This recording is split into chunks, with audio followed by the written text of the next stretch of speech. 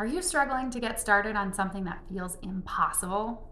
This trick takes 2 minutes and it works. When a task feels overwhelming, commit to doing just 2 minutes of that task. That's it. Fold the laundry for 2 minutes. Open the mail, start the workout. You're not committing to finishing. You are just starting. It seems way too simple, right? Well, here's why it works. The brain resists big tasks, but once you begin, momentum starts to kick in, and starting really is the hardest part. So the 2-minute rule removes all of that pressure.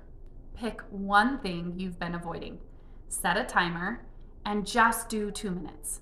That small win might be all you need to keep going. So try the 2-minute rule today, because feeling stuck doesn't mean you're failing. It just means you need a little bit gentler entry point. For simpler tools, follow along.